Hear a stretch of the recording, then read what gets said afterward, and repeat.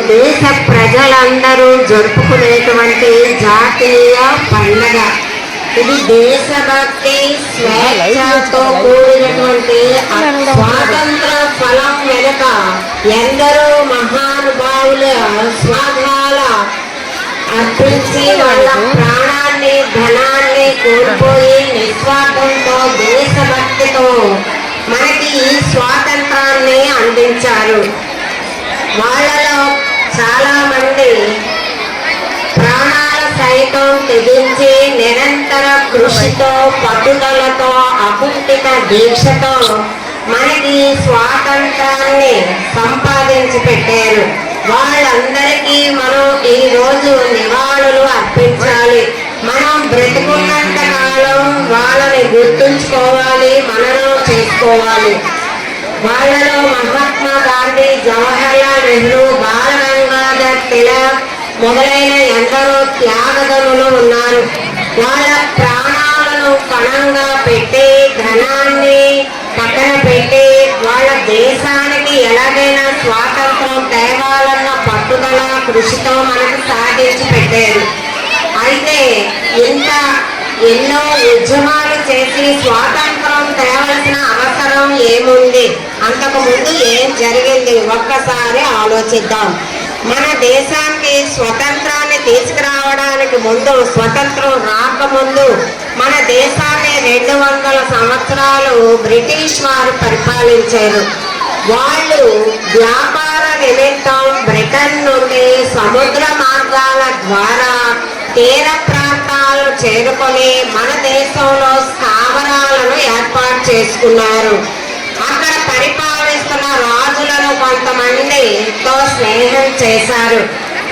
తర్వాత కోటలను కట్టుకొని సైన్యాన్ని ఏర్పాటు చేసుకొని తుదకు మన భారతదేశాన్ని పరిపాలించే అధికారాన్ని చేజిక్కించుకొని మన భారతదేశ సంపదనంతటినీ కూడా వాళ్ళ దేశం పట్టుకొని వెళ్ళిపోయి మన భారతీయులందరినీ బానిసలుగాను, తర్వాత పేదవారుగాను చేసి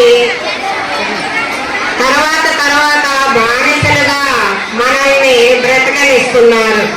అందుచేత భారతదేశంలో ఉండే ప్రతి ఒక్కరికి కూడా మన శత్రువులు బ్రిటిష్ వారే అన్న నిజాన్ని తెలియజేయడానికి మేధావి వర్గం అంతా వార్తాపత్రికలు, గేయాల ద్వారా, నాటకాల ద్వారా ప్రజలందరిలో, నిరక్షరాస్యులైన ప్రజలందరికీ వాటి ద్వారా దేశభక్తిని మేల్కొని అందరినీ సమీకృతం చేసి ఎన్నో ఉద్యమాలు చేసి మనకు సంపాదించి పెట్టినటువంటి ఈ స్వాతంత్ర ఫలం.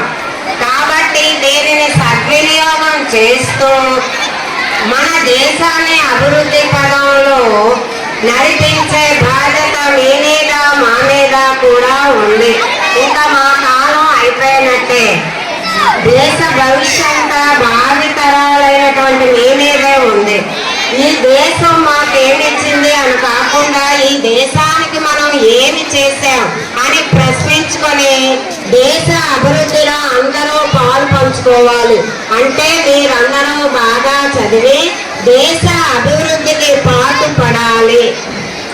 దానికి గాను మనం విద్యార్థి దశలో ఉన్నప్పుడే మానవతా విలువలతో కూడిన విద్యను అభ్యసించి సాటి మానవునికి సాయం చేయాలి అనే మానవత్వాన్ని, దేశ అభివృద్ధిని పదంలో మనం పాల్గొనాలి అంటే బాగా చదివి మంచి ఉద్యోగాలు సంపాదించి తద్వారా మీ ఇంటికి, మీ తల్లిదండ్రులకి, మీ ఊరికి, తద్వారా దేశానికి మంచి పేరు తెస్తారని ఆశిస్తున్నాను.